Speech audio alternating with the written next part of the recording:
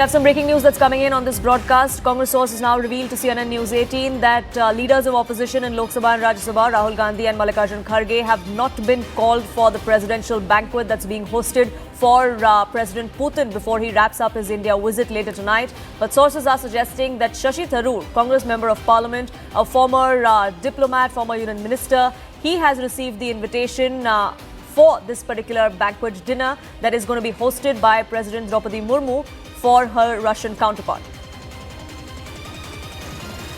Pallavi, my colleague, now joins us, getting us more details. Pallavi, this is something that Rahul Gandhi has been saying since yesterday, that he's been blocked from meeting Vladimir Putin. But it's interesting that even though the leaders of opposition in both houses of parliament have not received the invite, Shashi Tharoor has.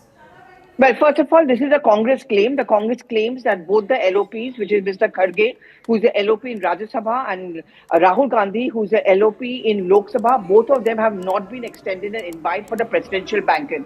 And you're absolutely right, Poonam, this comes on the heels of Rahul Gandhi's big allegation yesterday that the government does not want him to meet up with visiting dignitaries, either when the dignitaries are visiting our country or when he is visiting abroad. It's the government which is insecure and wants to keep him away. Now, I'm going to have to wait for the Rashtrapati Bhavan to come out with some kind of a reason if it's true that the LOPs have not been invited. But the Congress claims essentially is going to be in sync with their demand that this government is indulging in political witch hunt.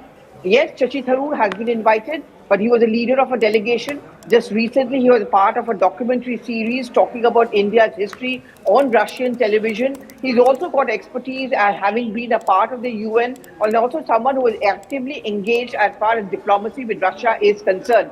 It is in that standing that he has been invited.